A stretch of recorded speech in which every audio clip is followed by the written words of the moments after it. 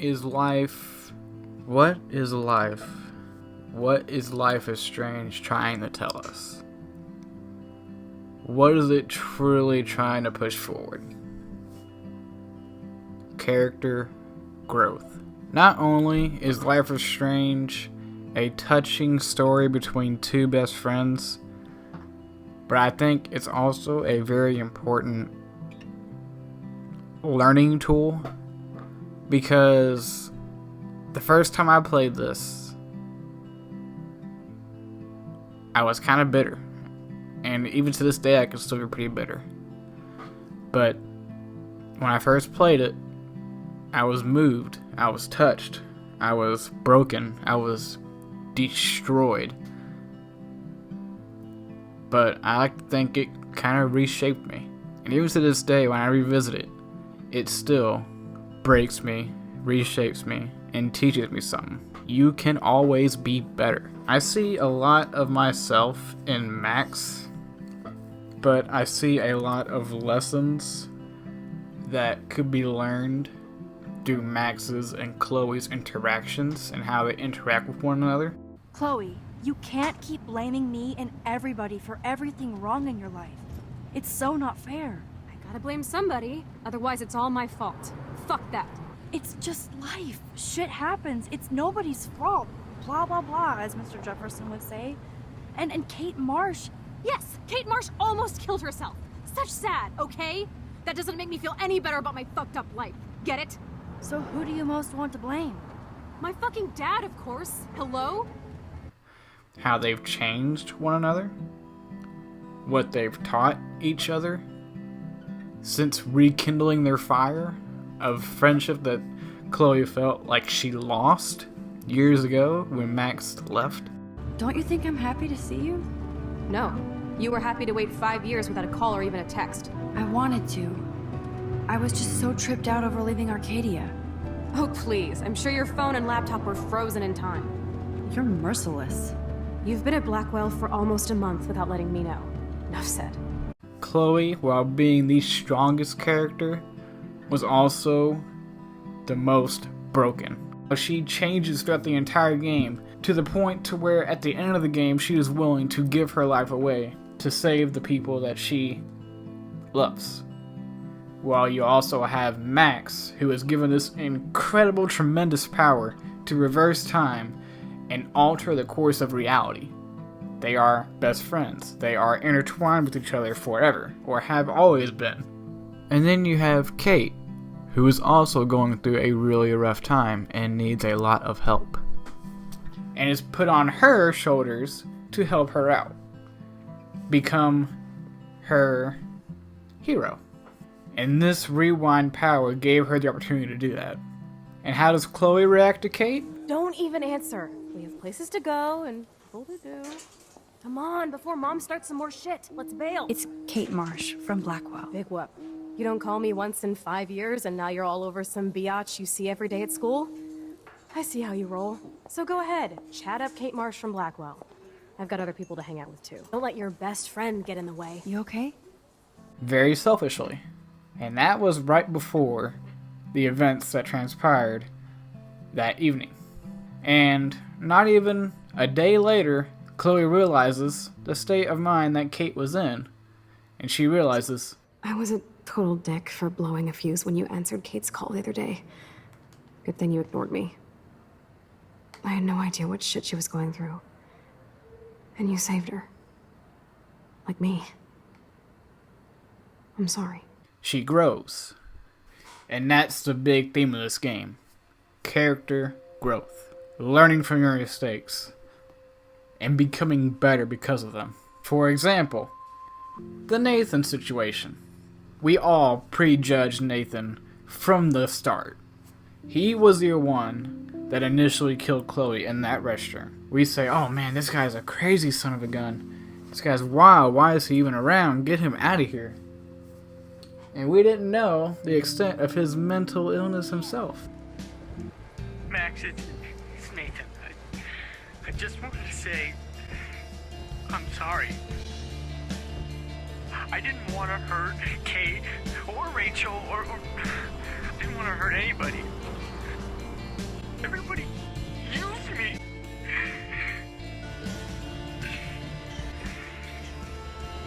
I'm sorry. Which is a big thing that this game touches on very well. Mental health. And the game manages to make us feel bad for giving him his comeuppance in that hallway, letting Warren go ape on him as we sit there and watched, thinking that that's what he deserved. But in reality, he deserved a lot better. What is the message that this game is trying to get by? Like, what is it trying to tell us? After all the nonsense, after all the hellas and sad faces, what is this game trying to say? Is it really trying to say anything? Or is it just trying to tell us... I like to think it's a mixture of a lot of things. I think it's... obviously I like to say about mental health and judging people and not knowing the full story of anything and running with it. It's a very mixed bag. But the one thing that I love about this game is that it wears its heart on its sleeve and makes no apologies about it. The game has a ton of heart put into it. From the character arcs to the voice actors giving it their all, and putting their soul into these characters and connecting with them in their own way and bringing them to life. Make you believe that what they're saying is real. Even though, yeah, the game's ridiculous, isn't the fact that you can reverse time and alter the course of 5 different realities all at once with one focus on a picture. But there's a bigger picture to focus on. The love and the heart that they all put into it. You see Chloe at her worst in that restroom at the very beginning. And then from that point forward, you are connecting back with her as her best friend. You see her bitter, angry, selfish, self-centered, and by the end, you get this. You could use that photo to change everything right back to when you took that picture. All that would take is for me to... Fuck that. No. No way. You are my #1 priority now. You are all that matters to me. I know. You prove that over and over again. Even though I don't deserve it. I'm so selfish. Not like my mom. Look what she had to give up and live through. And she did. She deserves so much more than to be killed by a storm in a fucking diner. Even my stepfather deserves her alive. There's so many more people in Arcadia Bay who should live. Way more than me. Don't say that. I won't trade you. You're not trading me. Maybe you've just been delaying my real destiny. Look at how many times I've almost died or actually died around you. Look at what's happened in Arcadia Bay ever since you first saved me. I know I've been selfish, but for once, I think I should accept my fate. Our fate. Chloe. Max, you finally came back to me this week, and you did nothing but show me your love and friendship. You made me smile and laugh like I haven't done in years. Wherever I end up after this, in whatever reality, all those moments between us were real, and they'll always be ours. No matter what you choose, I know you'll make the right decision. Chloe. I can't make this choice. No, Max. You're the only one who can. I mean, if that doesn't bring a tear to your heart, then I don't know what really will. You hear the heartbreak in her voice as she realizes what's about to happen, or what she believes needs to happen. And being okay with that, that is the most unselfish, most kind thing you can do for any other person. Give your life away to help them. But Chloe in that restroom wouldn't have done that. And I think it says a lot on how much you can grow within a week. You can fight the depression, you can fight adversity, you can fight all your self-doubt and become something so much more. And an important, really important scene that didn't hit me until the last time I played it was the Whale's Diner scene. When Max was walking through all those people, and they're all just putting her down and saying things, oh, well, you're killing me. Oh, man, I wish I'd be able to see my kids again. All this stuff. All this stuff. You're hearing just these echoes of voices in her head, just destroying her, tearing her down. Even her own personal self, tearing her down. Just stripping her down of all of her self-love and everything. And then you hear the door is open. And who is it? The one person out of that entire crowd that can really get to her head.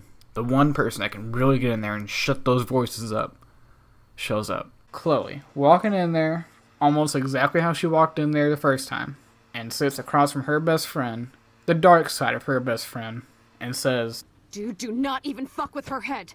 She knows what we went through together this week, and you don't. There's no way you can break up our team. This is reality. I mean, that's powerful stuff, if you really think about it. It's powerful. What one person can do. It's incredible. Says a lot of strong things. I'm proud of it. I'm proud to say that this game broke me in so many good ways, of which I haven't looked at games the same way since. And at the end of the day, life is strange. Hey guys, hope you like this little video I did on Life is Strange. I could have elaborated more on some things, but I just wanted to put out my love for this game just a little bit more than I already have. And I got a link in the description for another video I want you all to check out. That's actually not mine. It's actually a really good video on Life is Strange that somebody else did that didn't inspire me, but he really kind of like, oh wow, like he did explain what I felt all this time, but a lot better than I could.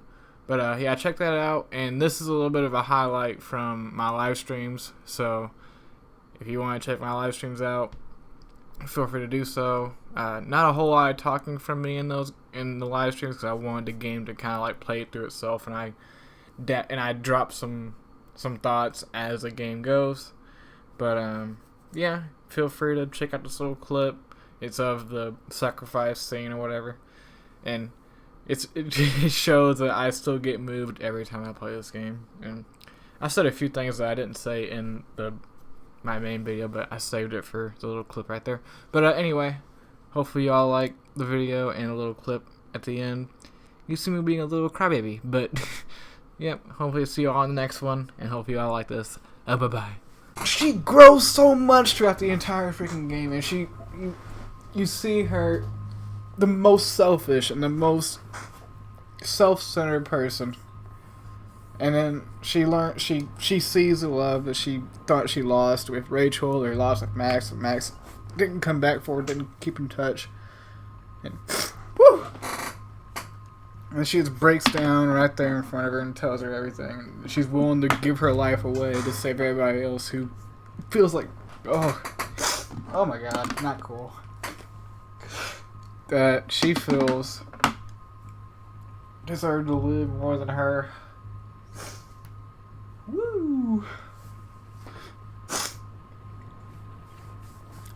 But no matter what she wants, I've chosen the sacrifice Chloe option once before, and it doesn't get much worse than that. The most unsatisfying ending. Yes, you give that Chloe what she wants, but the Chloe that dies in that freaking restroom didn't learn a fucking thing. She didn't learn nothing. She dies as her worst self. Or she can stay her true self and be with her best friend forever. That way all this wasn't in vain. But if you sacrifice Chloe, then she learns nothing and she just dies. So, with that in mind, with everything in mind that we just talked about, she learned in this reality. So she will learn to move forward. Max, it's time. Not anymore.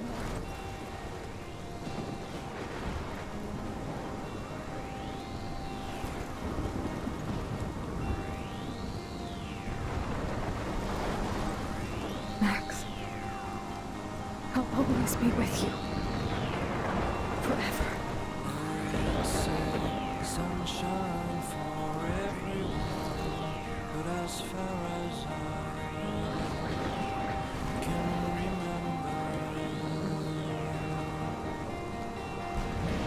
we've been migratory animals, living under